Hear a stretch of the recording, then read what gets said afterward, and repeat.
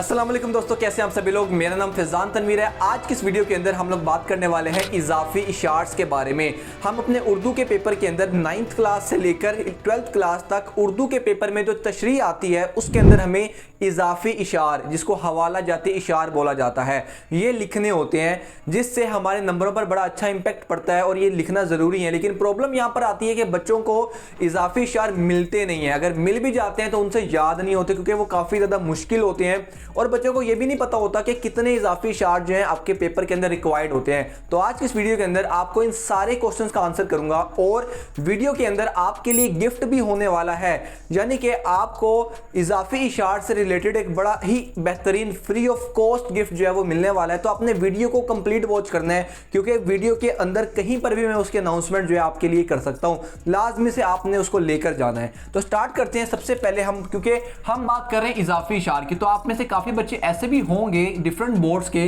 जिनको शायद इजाफी इशार के बारे में इतना मालूम नहीं है। तो पहले मैं आपको बता देता हूं कि इजाफी इशार क्या होता है। फॉर एग्जाम्पल उर्दू का पेपर है हमारे पास, उर्दू के पेपर में कोई शेर आया हुआ है, ठीक है। फॉर एग्जाम्पल ये कोई शेर है, यहाँ पे लिख देते हैं जी, ये आपके पास फॉर एग्जाम्पल शेर नंबर 1 है जिसकी आपने तशरीह करनी है।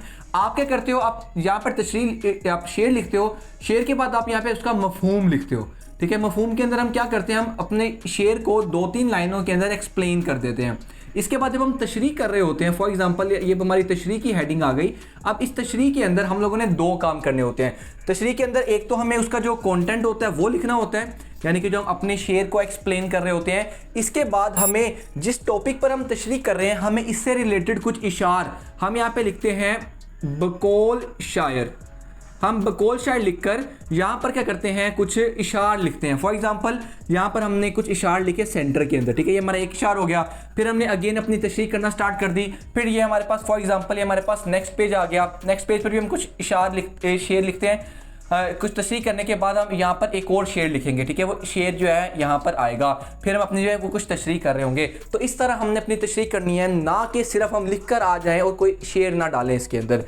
अब आप पूछोगे कि भैया कितने शेर होने चाहिए। अब हमें पता चल गया इजाफी इशार क्या होता है, कुछ एक्स्ट्रा एडिशनल इशार जो कि हमारी इस तशरीह को कॉम्प्लीमेंट कर रहे होते हैं, हमारी इस तशरीह से मिलते जुलते होते हैं। ऐसा नहीं करते हैं कि तशरीह किसी डिफरेंट टॉपिक पर है और आप इशार बिल्कुल ही कोई डिफरेंट टॉपिक का लेकर आते हो। आप देखते हो कि इशार में कौन सा बेस्ट इसके साथ जो है वो अटैच हो रहा है। इशार के फ़ायदे क्या हैं। इशार का पहला फ़ायदा तो ये है कि आपको तशरीह कम लिखनी पड़ती है, क्योंकि आप देखो 2 लाइनें इशार की हो गई, इससे ऊपर भी एक लाइन छोड़ोगे, फिर उससे ऊपर बकौल शायर की एक लाइन इसके नीचे, और आपका जो इशार आप कर रहे हो उससे आप तशरीह करोगे। आपको एक तो तशरीह कम लिखनी पड़ेगी, दूसरा एक बड़ा अच्छा आपको सपोर्ट मिलेगी आपके मार्क्स के अंदर। जब आपको टीचर देखेगा कि अच्छा इस बच्चे ने यहाँ पे इजाफी शेर लिखा हुआ है, इसका मतलब है इसको काफ़ी अच्छा आता था और आपके नंबर्स जो हैं वो बढ़ेंगे। तो मैं बताता हूँ कि आपने एक तशरीह के शेर के अंदर कितने इजाफी इशार आप अपने अंदर लिख सकते हो, ठीक है।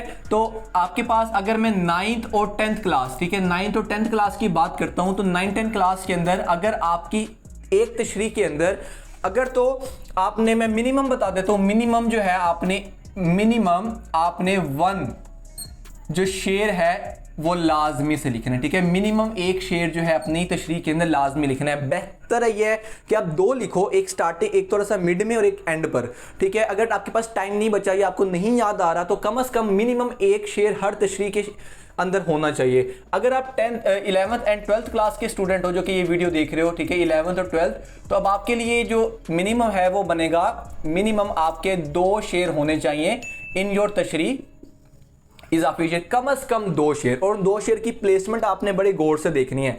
एक जब हम तशरीह की कुछ लाइंस लिख लेते हैं, उसके बाद आपने थोड़ा सेंटर में करके शेर लिखना है, फिर कुछ लाइंस तशरीह की लिखनी है, देन एंडिंग के ऊपर जो है आपने इशार या शेर जो है वो लिखना है। ये प्लेसमेंट बड़ी अच्छी होती है, क्योंकि ये जब अब एग्जामिनर पढ़ रहा होगा तो बीच में भी उसको पता चल जाएगा, अच्छा जी यहाँ पर बच्चे ने शेर लिखा है, और जब एंडिंग करके आपको मार्क्स देने वाले होगा तो देखेगा अच्छा 2 शेर लिखे हुए हैं, ठीक है। इसका मतलब है बच्चा जो है वो लाइक है, पढ़ने वाला है, इसको आता है। अब यहाँ पर कुछ मिस्टेक्स हैं बच्चे करते हैं। पहली मिस्टेक, ठीक है, पहली मिस्टेक मैं यहाँ पर लिख देता हूँ कि जी ये आपकी कुछ मिस्टेक्स हैं जो कि आपको नहीं करनी, ठीक है। ये बड़ा डेंजर है, ठीक है, ये बहुत डेंजर है। क्या मिस्टेक पहले नहीं करनी, खुद से नहीं लिखना, ठीक है। आपने खुद से कोई शेर नहीं बनाना, ठीक है। बच्चे क्या करते हैं, वो अपने आप को थोड़ा सा शायर समझते हैं और कहते हैं कि जी हम तो अपनी मर्जी से खुद से शेर लिख कर आ जाते हैं सर। हो सकता है कि जब आपने कोई शेड खुद से लिख दिया हो तो शायद आपको, या आपने जो किसी ट्रक के या किसी रिक्शे के पीछे से शेड जो है वो लिख दिया है, शायद आपके एग्जामिनर को ना पता चले, लेकिन अगर पता चल जाएगा तो आपके नंबर यहां पर काटेगा। दूसरा ये कि आपने इररेलेवेंट शेड नहीं लिखना, ठीक है। दूसरा मैंने क्या बताया था, इररेलेवेंट शेड जो है आपने पेपर के अंदर नहीं लिख कर आना, ठीक है। इसका आपने सख्ती से जो है इस चीज़ का ख्याल रखना है, ठीक है। ये 2-3 मिस्टेक्स हैं जो कि आपने पेपर के अंदर नहीं करनी। अब फाइनली हम बात करते हैं आपके उस गिफ्ट के ऊपर। तो आपने कुछ नहीं करना, आपके लिए अगर आप 10th क्लास के स्टूडेंट हैं, ठीक है, तो एक फोल्डर बना दिया मैंने, ठीक है। इस फोल्डर के अंदर अभी सिर्फ मैंने 10th क्लास के हिस्सा नज़म, हिस्सा गज़ल दोनों, ठीक है। इस टाइम जो है वो 10th क्लास के जो हमारे पास दोनों हिस्सा गज़ल भी और हिस्सा नज़म भी, ठीक है, इन दोनों के इजाफी इशार जो है मैंने खुद से 3 दिन की एफर्ट लगाकर खुद एक एक वर्ड टाइप कर ढूंढ कर इजाफी इशार जो कि सबसे इजी थे वो मैंने आपके लिए कंपाइल कर दिए हैं, सारी नज़मों के और सारी गज़लों के। अगर आपको मुश्किल आ रही है या आपको मिलते नहीं है इजाफी इशार, तो आप उन नोट्स को पढ़कर अपने इजाफी इशार जो है वो तैयार कर सकते हो। आने वाले टाइम में शायद जब आप ये वीडियो देख रहे हो तो 9th class, first year, second year सबके हो जाए, लेकिन इसमें थोड़ा सा टाइम लगेगा। 10th क्लास के रेडी हैं और 10th क्लास वाले जो हैं अपने उसके अंदर से देख सकते हो।